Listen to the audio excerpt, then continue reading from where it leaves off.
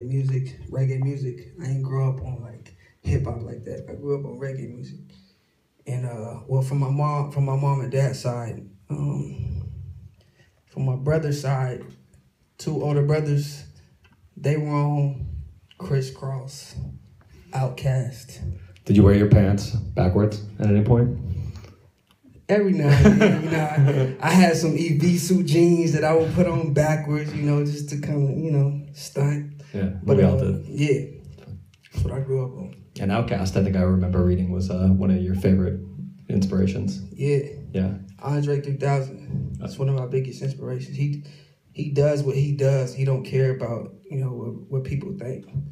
And that spoke to me a lot because I feel the same way. I put myself into a track and that's what I put into it. And I'm not trying to be like nobody else. I'm not trying to fit into no genre. I put myself into the track. What this track says to me, I put it back into the track. Was there one musician when you were young that you really wanted to emulate? Bob Marley. But I can't be Bob Marley though. I can only be Will. You feel me? So Bob Marley inspired me. For a while I thought I could be Bob Marley. But until I found myself is when I really was like, okay, Bob Marley's inspiration, but Will Claye is not Bob Marley. Definitely. I think when we were talking backstage, you said something really interesting about when you first, how athletics, it's a big part of who you are. It's something you love, but it didn't define you. And kind of, is music a way that you kind of were able to express a part of yourself that maybe you hadn't let the world know yet?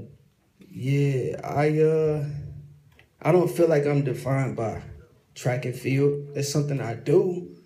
I don't feel like I'm defined by music. I don't feel like I feel like I'm a person just like everybody in this room that loves to do things. Mm-hmm.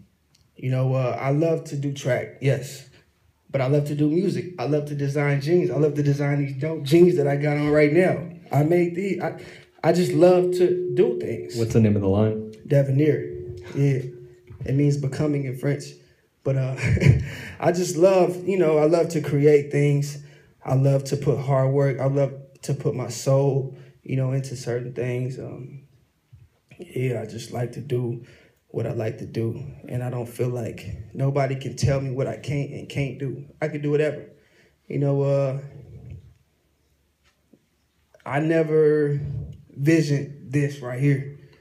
Never did. But once I put my mind to like, okay, I'm about to do an EP. I've been doing music forever, but I just never put it out. Just did it with my homeboys just for fun. Mm-hmm.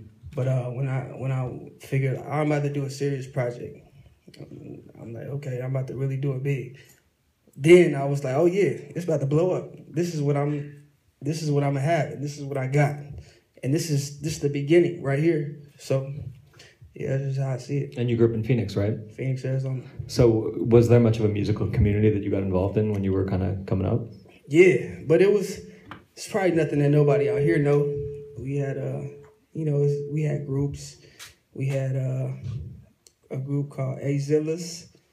We had an artist that Ludacris had signed back in the day. Yeah. He sung a song, Body Marked Up Like a Subway in Harlem. I don't remember his name right now, but I don't know. Yeah, that track that he did. He was probably the only one that made it out of Arizona as a rapper. But I always had musical influences. When you were in school in Florida, was that when you kind of started taking music a little more seriously? Nah. I didn't start taking music seriously until YG put me in the studio. When he put me in the studio, it was when like, okay, this is for real. And when we did that track, even though I felt like my verse on there was weak, I feel like I didn't do it justice like he did, but the track ended up being dope. 22 million views. It's not bad. Yeah. It's pretty good. I don't take that though. I feel like that's YG though. YG did. I ain't do it. So he did that. How did you meet YG?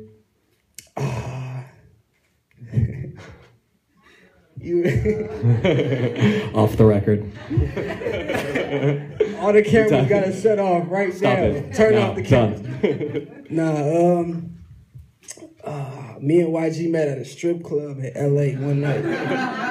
That's how you'd expect to meet YG. Is Rod in here? Is Pusha Rod in here? He was, but we was in a strip club and I was with. I'm embarrassed off of that.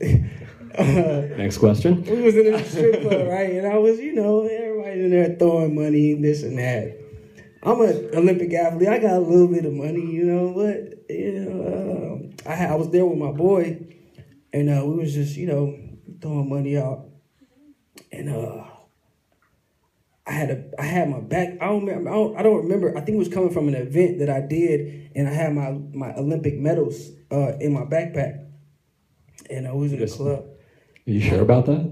That's gonna be dangerous. Yeah, we were coming from another event though, like doing something else, like Olympic related. Yeah. And so YG's in there with all his boys. They turned up. If anybody know about YG, y'all know YG, his boys was in there turned up. So one of my boys just introduced me to him, and we just vibed. We just really vibed, and it was cool. It was organic, and is Mitch in here? Mitch. What's up, bro? Where you at? That handsome guy right there. He's been producing music since we were kids, making music. And so one day I came to him like, hey man, I'm about to take this rap. I'm about to, not even rap, I'm about to take this music serious. So I came to him like, hey, I'm about to do a track with YG. Yeah. He like, man, shut up. No, you're not. He doubted me. He's the reason why I'm here right now. But nah, he was like, no, you're not, man. I'm like, nah, for real. I'm about to do a track with YG. Can you like produce the beat? Can you make a beat for me? And he was like, yeah, I make beats every day. So he made a beat. And then I shot it to Pusha Rod. And then they was like, yeah, come to the studio. I was in Florida at the time. This was right after the Olympics. I was in Florida at the time. After the Olympics, because when I turned pro in track, I left school early. So I went back to school after the Olympics. So I went back, and then when they hit us up to come to the studio, I was nervous, man, because he was in there with all his boys, and this was me and Mitch. Me and my boy, we survived a lot. I interviewed him once. He showed up with like 2 caravans, like at the top. So. Now I'm cool with everybody. I'm cool with everyone now, but back then I didn't know anyone. And me, if I don't really know you very well, I probably won't speak much. And so we're in there, and we're in the studio. It's just me and Mitch right there. And, all right, we're in the studio, YG, but damn, who the hell is all these other guys in here? So it was a little bit nerve-wracking, but so we went in there, we recorded a track, me and YG. And then I'm like, oh, it's just a track. And he ended up putting on his mixtape. He was like, hey, can I put it on the mixtape? This is a dope track. I'm like, yeah. And it ended up blowing up after that. This was like before he put out his album, before he did anything. And he put on his mixtape. Mixtape ended up blowing up. He hit me up. I'm back in Florida at this time. He like, hey, we got to do a video like now. Come this weekend. So I hit up Mitch again. Mitch, we gotta go do a video. We go out to LA, do the video, boom. Now, like you said, 22 million views.